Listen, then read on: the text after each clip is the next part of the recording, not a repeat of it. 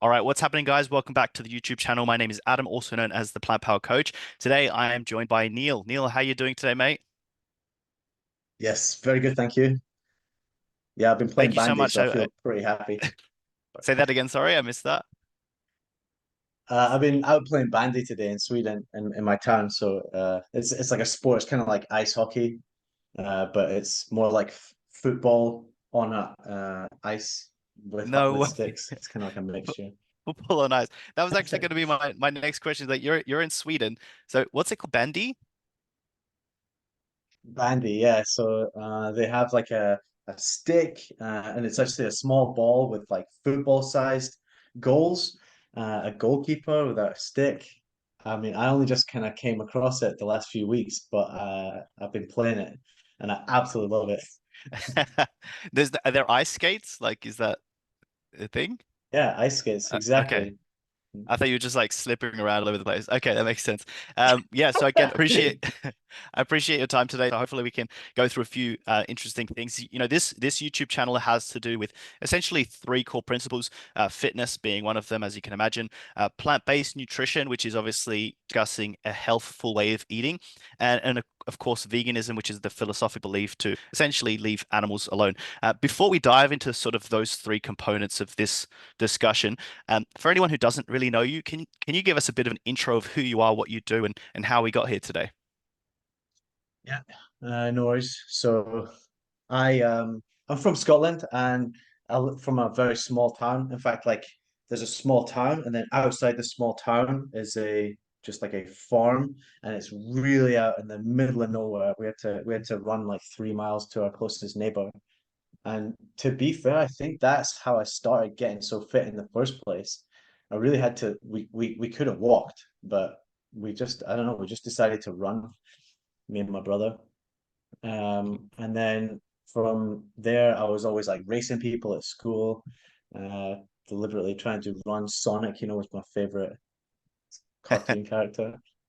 And then after college and everything, I decided to join the army. And that's where my fitness really started to take on a new level. And even whilst I was in the army, were tested like a lot, and there would be some other lads that would fail the tests, but the instructors asked me to go and train them like outside in my free time. So I'd take them like running up hills or doing extra press ups, that sort of thing. And then when they got back into doing the tests, they weren't just passing them, but they were actually smashing them and beating some of the other lads. So that kind of started off this idea where I wanted to help people with Mm, fitness. mm. Um, That's So like go on, continue. Sorry.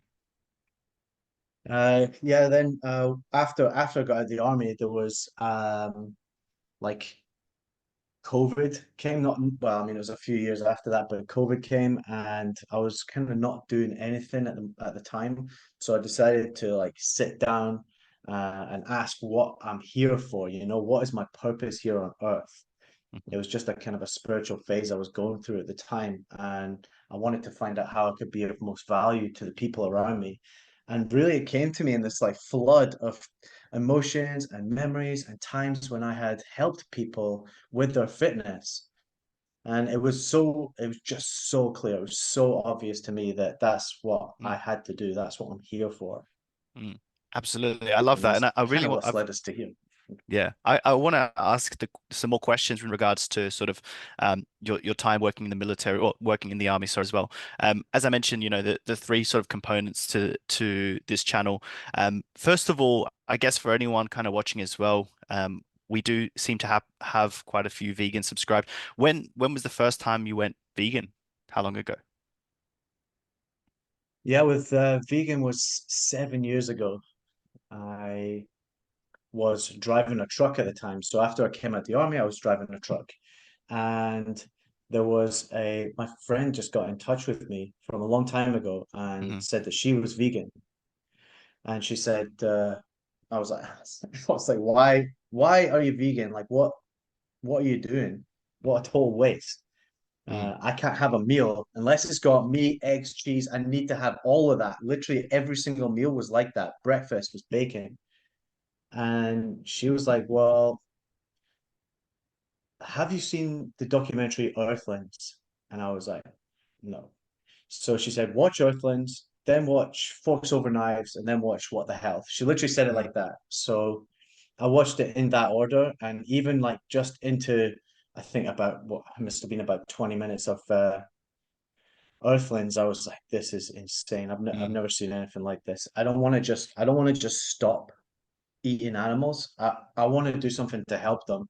mm. This is outrageous." So that's what started me on my vegan journey. That's amazing. If I had to tally up all the sort of main reasons when I do these interviews, people have gone vegan, Earthlings would probably have the largest tally. That seems to have the largest impact with people, which is fantastic.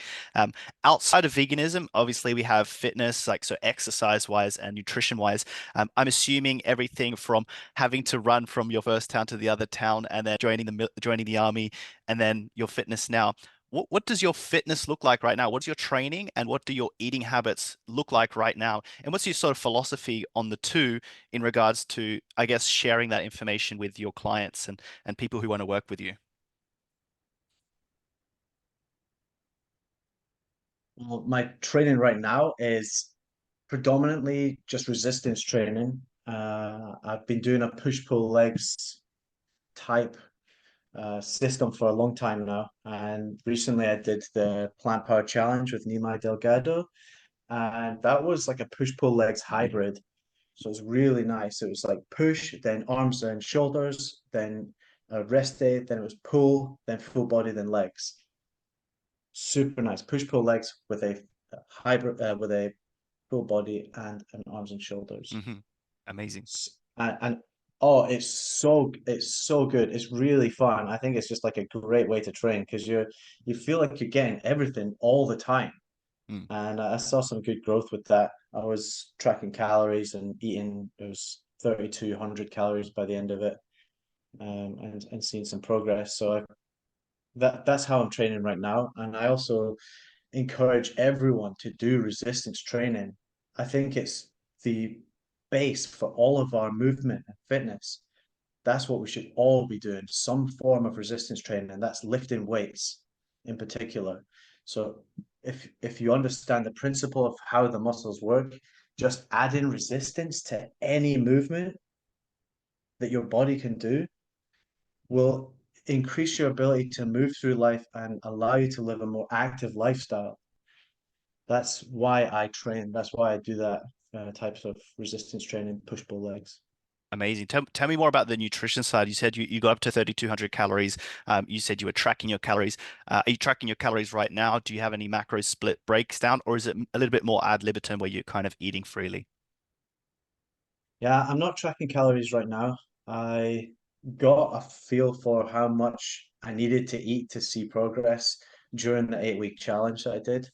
And from there, I just eat pretty much the same amounts. It's not like I don't really change the way I eat or change the foods that I eat that often, like from a day to day, and it's always the same stuff.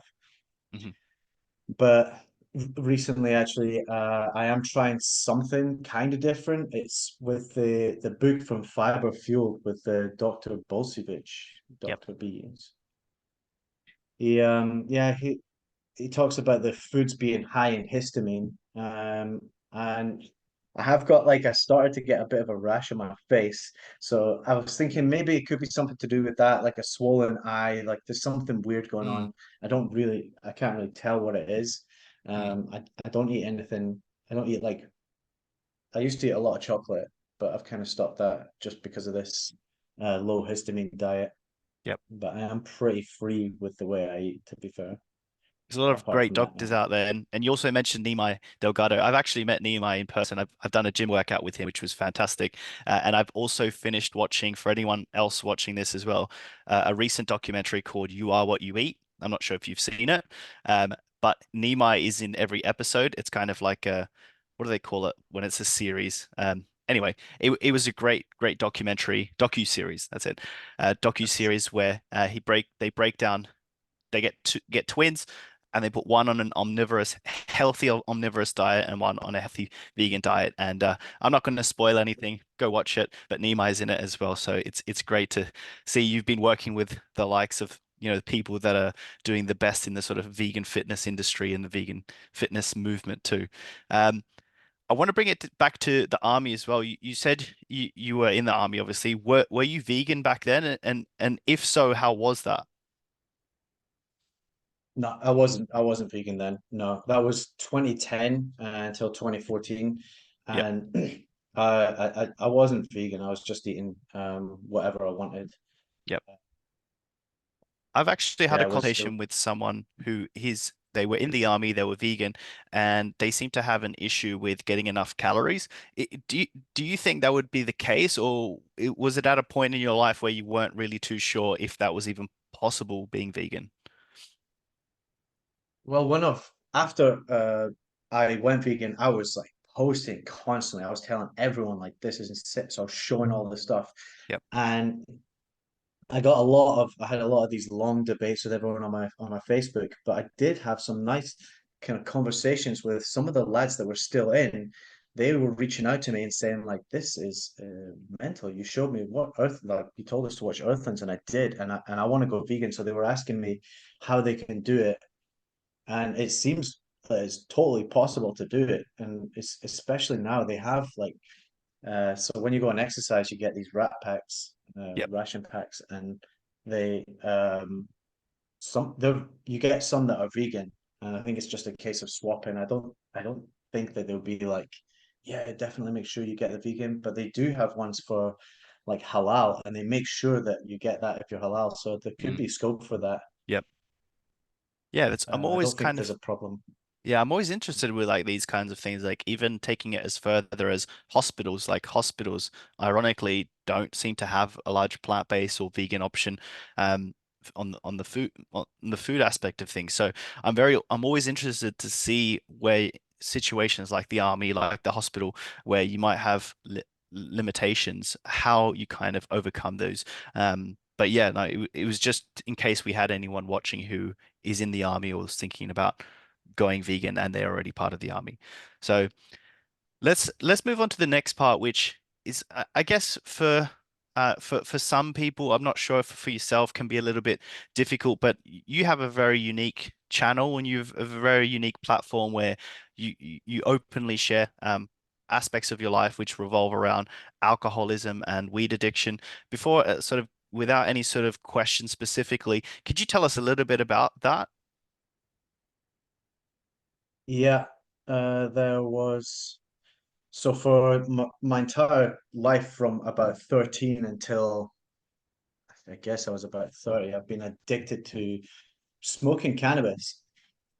Even so, when I was in the army, it was the same thing. And the thick and thin of it is, I actually got kicked out of the army because of it. I don't mind talking about the details because I think it's important to show the gravity of how big a grip that cannabis can have on you. Um, it's it's something that when anybody tries to stop, if you're smoking it every day, like I was, then trying to stop becomes um, it feels almost actually impossible. It's like I tried so many different ways over 10 years of trying to stop. And it was like every other way. I tried to just like have it where I would only smoke the weed without any tobacco, or only in a pipe, or only at parties, or only on my own, or just only after 6 o'clock, things like that. Just tons of different ways that I could get around not doing it, but it always ended up in me just waking up first thing in the morning and smoking it. Mm, um Despite like getting kicked out of the army, despite those like multiple relationships ruined. yep. Do you want me to keep going? Because I don't know if it's I could talk for a long time on this. So Yeah, I mean, like I get my sort of first question that comes to mind because I'm not in no way am I, especially for anyone watching, a professional in this side of things, but I've heard a TED talk where a person was talking about addiction and their brother suffering through addiction, not necessarily through weed, but essentially doing an experiment with rats on, providing providing solutions in regards to having other alternatives. So a lot of people, when it comes to addiction, is that the reason they drink or cannot stop drinking is because they don't have any other option. I'm curious, like, how did you overcome it? Because for you, it sounded like you said 10 years. How, what was the solution to you? Was it having people close to you? Was it having people far away from you? And what sort of recommendations would you give to anyone who's been through the same thing or is going through the same thing as yourself? So I knew this as well. Switching it with something else is the way to go, for sure. Though I think I can't remember the name of the guy who did the TED Talks, but I think it's the one Yeah. with the book where his dad's got a cigarette and he switches it with a lollipop. Hmm. Uh, well, I tried even all every way that I could think of, plus with other people, and there was nothing that worked. But I think that it it is still right to switch it with something. And the only thing that worked for me was going to meetings and doing a 12-step Yep. meeting. So I uh, came to Sweden and it all fell apart immediately when I came here because it was much harder to get cannabis and I was just like I didn't have it. So I started to kind of have these withdrawal symptoms. Hmm. I know that a lot of people say you don't get withdrawal symptoms, but I certainly suffered them and I know others that do. It's anecdotal at best, but it's still my experience and that's what Hmm. happened every single time I stopped. So I was agitated and falling out with the people in my life that were here, just my friends and my girlfriend at the time. Hmm. And then for some reason, I had a friend who was already going to Alcoholics Anonymous, and he said, like, you need to come to a meeting. So I went to the meeting, and I thought, I didn't want to go because I thought it was like, these old smoky dungeon, this with men are just, complaining about life or having to be sober and all that. But it was completely different from what I imagined. Mm. Walking down the steps, there was candles. It felt warm. There was like a spiritual feeling about it, I thought. And everyone just looked me in the eye and says, "Welcome, keep coming back." That it like that in itself, Mm. I was blown away. And when it came to my turn to talk, I started crying. I was trying to tell my story. I fell apart. Yep. And I did keep coming back. I did keep going. And I essentially replaced the weed with a sense of spirituality. I've been talking Mhm. for a bit now, but it's like there's a belief with Alcoholics Anonymous that if you are an addict like this, it's like you have a hole. This is how I understand it anyway. Everyone understands it different. They have their own interpretations. But if you have it's like you have a hole in your soul, almost like an injury that happens throughout life, over life, that can be made bigger. But that hole is filled with like weed or whatever addictions that you want. It could be literally anything, even like work or love or sex. But you're trying to fill that hole, but it's always emptied. But then when you fill it with God or your idea of what God could be, it could be like spirit or nature or just anything powerful. Like it's a belief that there is something bigger out there than what I can even understand. Mm. And if that belief means that it wants me to survive, it wants me to live, and the only way that I can do that is by not smoking, Yep. not drinking, all of those. So that's what Alcoholics Anonymous taught me, and that's Yep. how I stopped smoking weed. I really appreciate you sharing that because I really think that a lot of people watching this who may or may not be going through this stuff really appreciate it because it's not an easy thing to share. When it comes to alcohol and weed, were those sort of two 50-50 in the sort of issues, or was it primarily weed, or was alcohol like a gateway thing for you, or was it vice versa? You mentioned your friend was going to Alcoholics Anonymous. but it sounds like this is more of a weed thing. Am I correct in that assumption? Yeah, right. So it was Alcoholics Anonymous, and it what the in fact the first thing that I said when I said the thing you're supposed to say, hi, my name's Neil, I'm an alcoholic, but I just said, hi, my name's Neil, and actually I'm not an alcoholic, but I am addicted to weed. And Hmm. they said welcome anyway, and it's not really supposed to be done like that, but there was just so much love and help and support there that it was fine. There are ones that are specifically for weed, and then there's other ones that are specifically for drugs, and Yep. that's fine as well. I haven't gone to them. I built a community of friends at Alcoholics Anonymous, but it the more I heard the stories and the more I read the book, the more I realized that my problem wasn't just with weed. It's not that I was drinking every day, but it was a realization that pretty much all of the biggest problems in my life happened as a direct result of drinking alcohol.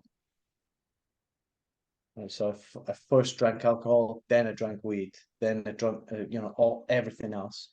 I'm not saying there's even anything wrong with drinking alcohol, but it was the way that I used it. Yep. It's kind of like I have an allergy. So I drink it and it's just like I want another one, not another one. I know where every glass is. I will finish other people's glasses. Do you want a drink? Yeah, I don't care. I don't care what it is. It could be literally anything. Even I don't. It doesn't matter. I'm out to get wasted. Mm. There's no way that I could have gone for one glass or two glasses, Yep. and that's what really allowed me to see that I have a problem with alcohol, and that's what Alcoholics Anonymous helped me with. That's amazing that you've got that help as well. And I'm sure people watching, including myself, are curious without any sort of judgment whatsoever. How many years or how long sober? Sorry, how much time sober now? Well, it's 3 years since I've not drunk alcohol, but I did relapse about a year and a half ago, and I think it's important to talk about this as well Yep. because this is shameful as well, to be honest, and quite difficult to talk about. The relapse is harder to talk about than okay, I passed when I was so, and then because it's not something that just goes away, Yep. and that's something that I need to always Mm. be aware of. It's a constant practice. And so I think it was about a year and a half ago, maybe it was 2 years ago now. Uh, I was out walking my girlfriend's dog at the time, and I saw like a burnt out joint on the floor. And it was just like the end of it, but I saw there was quite a lot left.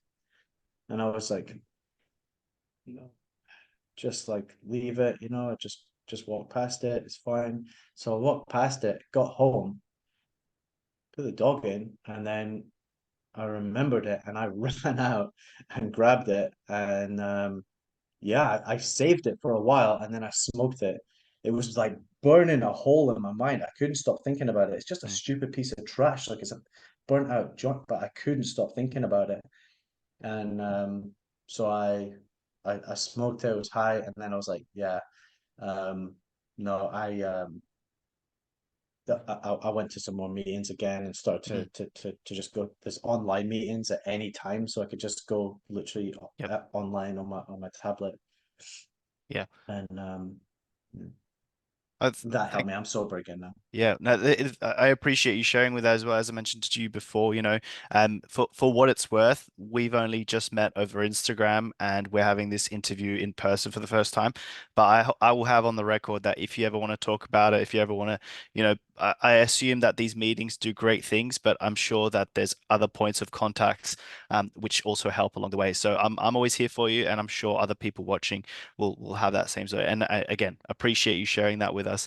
Um, I want to change onto something on the topic of veganism, if that's okay with you. And you mentioned before you've spoken to some friends about Earthlings, and that's kind of what made you take the push into veganism. It sounds like because it's from Earthlings that you're vegan for the animals. Am I correct in assuming that? Yeah, Yeah. yeah. I just want to say thank you so much for saying that as well. I don't thank you, but yeah, I am vegan for the animals. Yeah. Fantastic. I love that. My next question is, do you have non-vegan friends or family? And if so, how do you feel about them? Ooh, that's a tough one. That's really like the biggest one Yeah. that's the toughest thing to deal with.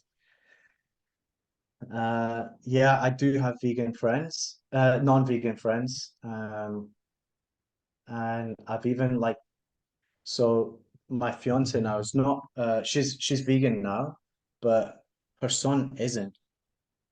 Her son's 8, and there's been some conversation around that, and I even tried to like I even tried to get him to watch Dominion. But like after a little while, I was just like he didn't really believe it. He was just like, no, he just didn't understand it or believe Mm, what was happening. So it's just one of those things. And I have that conversation with him. I say things like, look, he knows as well. He'll say, can we go for ice cream? And I'll be like, yeah, sure, but only the ones that don't hurt animals. And mm, he's like, ah, I'm like, look, these ones are good. And he's just like, "Mm, okay. And then he'll try it. And it's just like, actually, hey, this tastes really, really good. mm. So that's what I'm trying to tell you. I'm like, these ones hurt animals and these ones don't, Yeah. e- essentially. But how do I feel about them? I mean, as people, I don't blame people for not being vegan. I can't help it. They can't help it. It's not like I was vegan my whole life or that I, live a pristine life and do everything the best that I can. I do try to be better all the time, and they're trying to do what's best in their worlds. I understand that it's like much more complicated than go vegan. Like why don't you just go vegan?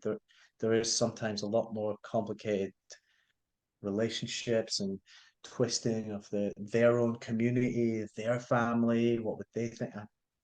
They can't all be as bold as somebody who just says, "Yeah, I'm going to be vegan. And that's what I'm going to do. I don't care about who I lose as friends, who I lose as family. I don't care about all of that." I mean, that's powerful, and I respect people like that because that's what I did. But I can't expect everyone to do that. Not everyone is like that. Mm. That's a very good, yeah. I very much agree with that as well. It's very difficult sometimes because there is such an ethical, moral tie to that. Um, I I know that question is very difficult, but my next question is probably the hardest question of today. And you don't need to overthink it too much. You don't need to think that if there's a right or wrong answer to this. I'll keep it very simple. Are vegans better than non-vegans?